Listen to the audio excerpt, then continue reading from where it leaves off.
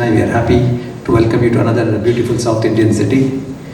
It has been a pleasure to have you both build up and strengthen the Indo-Latin American relations, especially with Ecuador, and Excellency support in the other cities of India, in South India, and now it's Chennai. So I want to welcome you warmly. Also, I would like to thank all our other colleagues and well-wishers. From Zimbabwe, the Trade Commissioner, Mr. Rajendra Kumar is here. From Ethiopia, Dr. MN Sankar is here. From Namibia, we have Dr. Radha Krishna. From Ecuador, we have Mr. Jecome. All our friends.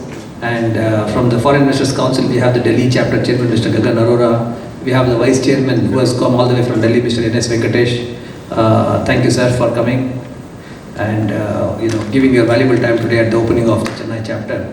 Your valuable inputs will be looked forward in the later part of this program. As Chennai is going to go to the elections very soon, there are a lot of people who said, well, people will not come and the press will be so engaged, but we are glad and happy that the press is here, the media is here. Thank you very much for the friends from the media for coming today and covering a very important aspect of how the relations between Tamil Nadu can be connected with Latin American region.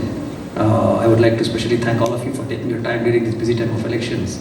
And I hope you will keep encouraging these kind of initiatives as we also launch the Latin American Caribbean Federation office in India today, in South India, in Chennai, with Mr. R.L. Kannan as heading these operations. And also we would like to update you of the various initiatives with the Foreign Investors Council that is there. Especially today's topic has been post-COVID-19 and how India's diplomacy has been working. The vaccine diplomacy especially. Coincidentally, we have our Excellency Ambassador, who's one of the first ambassadors, foreign ambassadors, and the only ambassadors to have been using the Indian vaccine, who was a trail for the Indian vaccine by our Honorable Prime Minister. And this one is really appreciated, and we would like to welcome his gesture on initiating and on revitalizing India's Make in India products. Thank you very much for that, Excellency. Apart from that, we also had some very good, apart from this is vaccine diplomacy that we are talking about. Today we also had a very good discussion with Mr. N. Srinivasan. Just now we are coming from the meeting, and one of the topics we discussed there was the cricket diplomacy. So we are going to be working on cricket diplomacy, where India is going to take a big part, and our Ambassador of Ecuador has initiated a lot of initiatives to see how we can build up the India's cricket diplomacy to be taken over, and very soon we'll be having a tournament of diplomats, of all the diplomats, to promote Indian cricket, and this is going to be a very successful soft diplomacy on the part of the cricket game here. The Foreign Investors Council is a body that is going to be here to help a lot of mid-sized foreign investors, and Dr. Saravanan being an avid traveler and knowing a lot of these small opportunities which can serve mid-sized foreign investors. The Asian Arab Chamber of Commerce, the director is here, and the whole team of Asian Arab Chamber is here, the Latin American Federation is here, the Foreign Investors Council is here, and all the trade commissioners with different countries are here. So there is going to be a very robust system and a mechanism of collaboration that can build up both Indian and the foreign systems.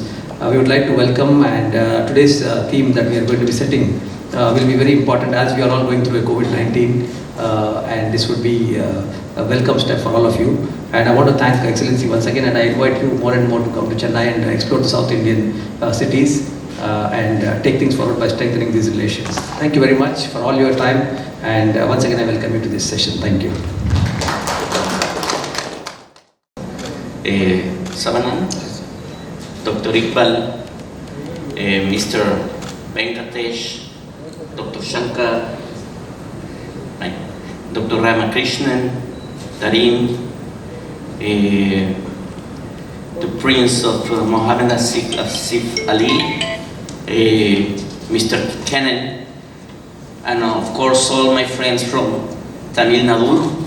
That's my seventh time here in Chennai, so I am not a brand new person here coming to Tamil Nadu. I have been many times here visiting all the places here in Tamil Nadu. We used to go with my wife to especially Pondicherry and Auroville. We like and we love these places. And we love here in Chennai also because we are feeling here as we are at home, right?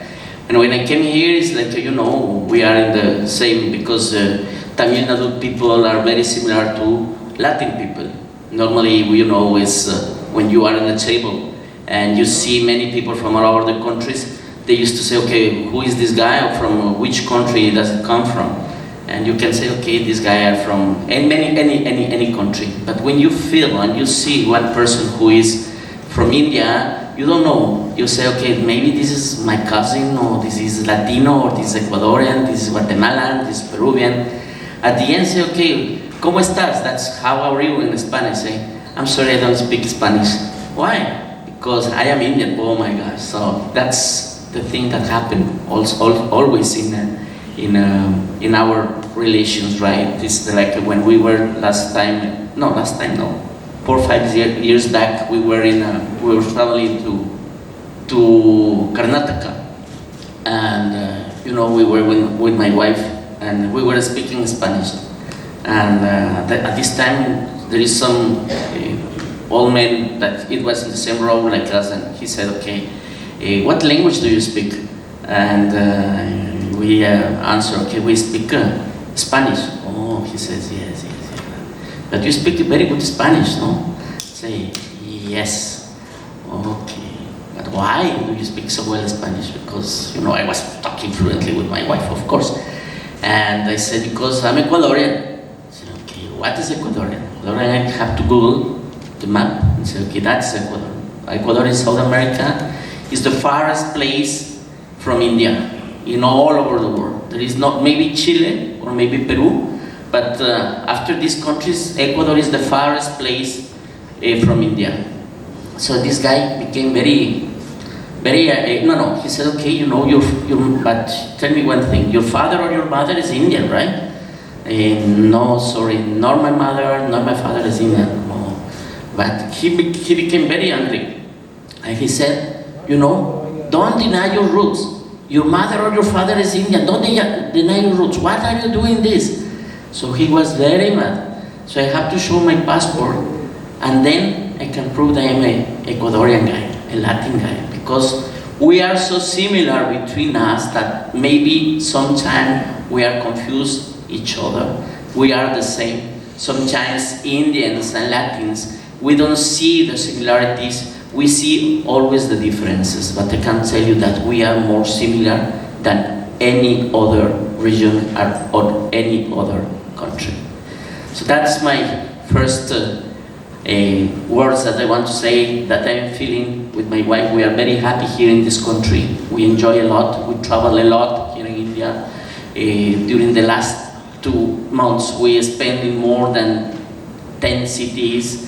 Dharamsala, Chennai, Bhopal, Indore, Amritsar. We spent last weekend in Amritsar. So we have a very good time, and we spend a lot of time here traveling in India, because I think it's one of the best things that you can do in India is traveling, because it's not enough to read or research or study. You need to travel, you need to eat the local food, you need to interact with the local people. So this is the thing, right?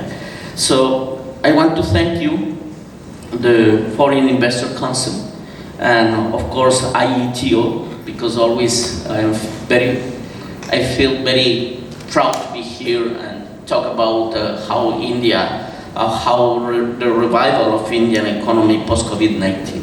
Okay, first of all, I want to say that I am already here in India 8 years. 5 years in Mumbai as a consul general, and 3 years as ambassador in Delhi. Normally, the people in Western countries, especially Latin American countries, we used to think that technology needs to come only from developed countries. So we idealize or we want to realize that the only technology that is valid for our problems are coming from countries like the US, countries from Europe, Korea, Japan, and Canada, Australia, or now maybe China. India is never in our radar, right? But I can tell you one thing, that for me, it's not because I'm telling you from my heart, I'm telling you from my knowledge and my research during the last 8 years, that India has all the solutions for all the problems that in Latin America we have. So we have the problems and you have the solutions. So this is the thing. We need to revive the Indian economy post-COVID-19. You need new partners, right? You need to do joint ventures. You need to do associations. And mainly, you think that sometimes the best options for you can be, yes, it can be some European countries, US, Canada, Australia. But it's always, these countries are going to be always there. But what happening with Latin America? In Latin America, as I told you before, we don't realize that you have these solutions for our problems, right? Because I'm telling you that the technology, science technology here in India the technology produced here in India is adaptable, 100% adaptable, with adaptable. Then you have a 100% adoptable, accessible, and affordable. So what is the result of these four A's? The result is that the Indian science technology is 100% a solution for our common problems. So we need to see to the south. You know, normally the cooperation is always like north-south cooperation.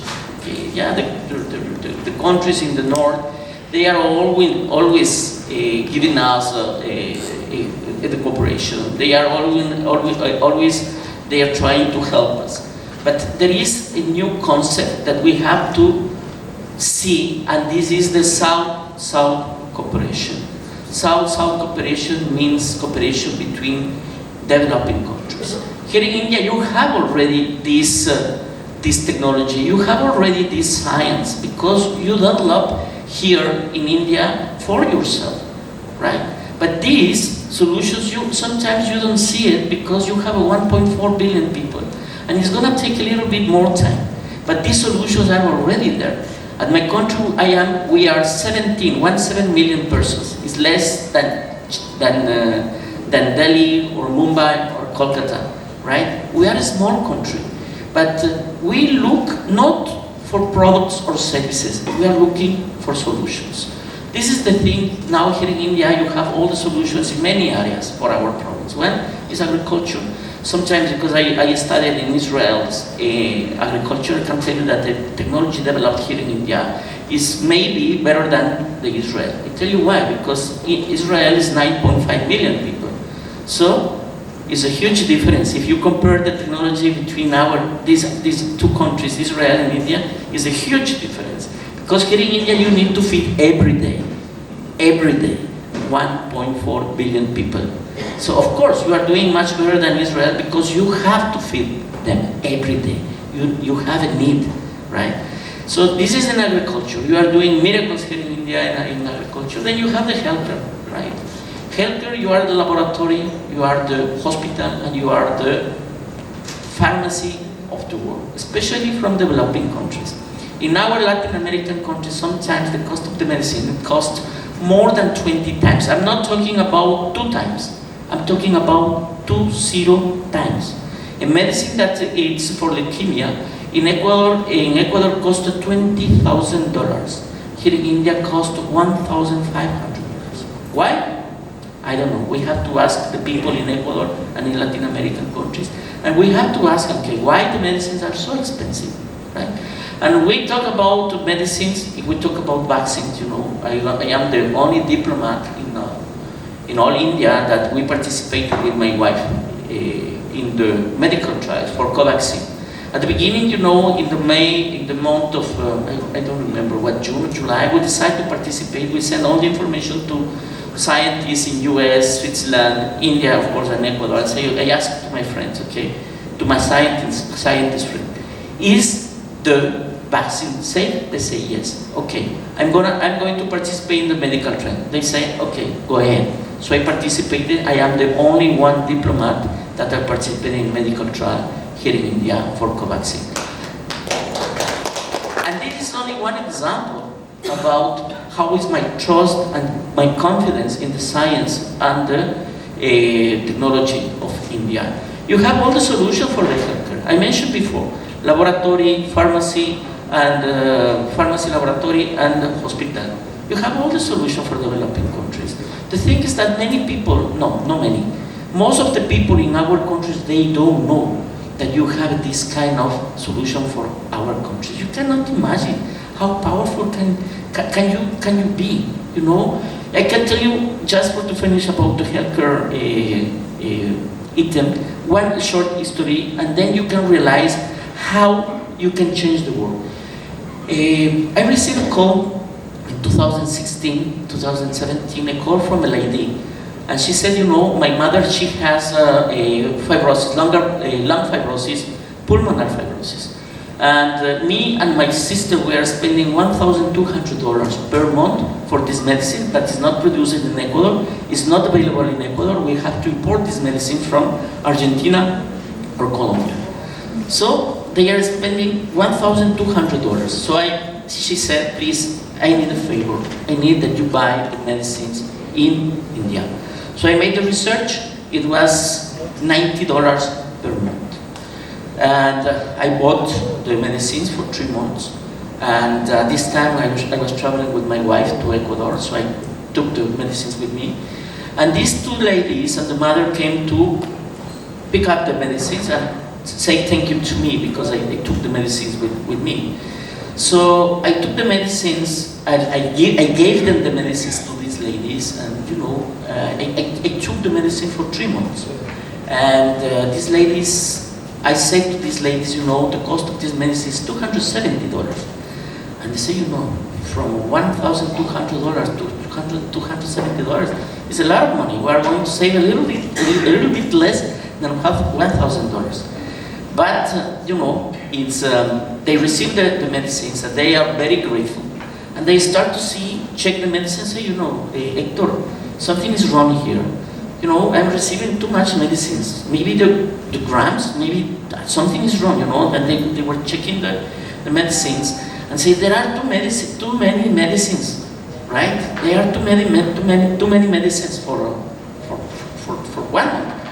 And then because I didn't tell them that I bought the medicine for 3 months. And you know, yes, because there are too many medicines, because these medicines is $270 is a treatment for 3 months. You know, from $90, from $1,200 to $90. So one of these ladies started to cry, and they say, you know, she said, you know, the miracles exist, you know, because this is a miracle. You know, my family, my sister, she gets an income from $1,000. I have one income of $1,000, and you know, my mother, you know, she got this, she has this disease, and we cannot leave my mother alone, and we have to spend this medicine for her. But you know, I'm spending $1,200. I'm sorry, $600 per each. But you know, we have our family, so we are spending 60% of our income only in that medicine. And you can see when this lady started to cry. And I didn't do anything.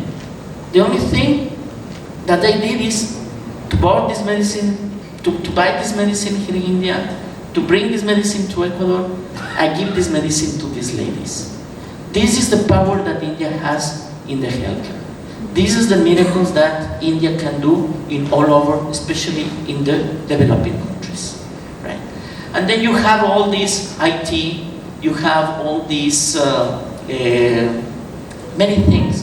But today, I'm really the believer of Ayurveda and yoga and meditation, especially my wife. I don't know where is she, but she's around here. She practices Vipassana meditation, and she's my guru, but I am not a good student. I am not so good a student. But normally I practice Ayurveda, and we don't use allopathic medicine. We try to use Ayurveda medicines all the time. And when Dr. Iqbal and Mahid told me, you know, there is one very good doctor, very famous doctor, right? And he is doing a very good job because he's mixing acupuncture with Ayurveda. I said, oh my gosh, that's really, really Dr. Shankar. And I said, you know, this is the thing that we need also in our country. We need new things, we need new options, we need new ideas, because we need to become more innovative. We cannot follow the steps as before, right? The world has changed now. The post-COVID-19 is not the world as before. We need to create a new world where the happiness, where the love, where the cooperation between us needs to become the big core of our world. Thank you so much. Thank you, Excellency, so much for those valuable inputs, encouraging, especially when we talk about Make in India and Digital India and Skill India and all this branding India. So you are the best ambassador for India. Thank you so much. I also want to welcome Mr. K. Saravanan, Excellency, from Malaysia, the Consul General. Welcome, Excellency. We also want to welcome Mr. Professor Ranganathan from Myanmar, the Honorary Consul. Thank you, sir, for coming and spending your time with us. Thank you. Thank you so much, Ambassador. And as you told about adopting a new technology, a new way of living, that is very much important. And what I feel about you when you speak about this entire thing is that you're more Indian than us. And this is very much important to adopt this Indian way of living, which is more natural and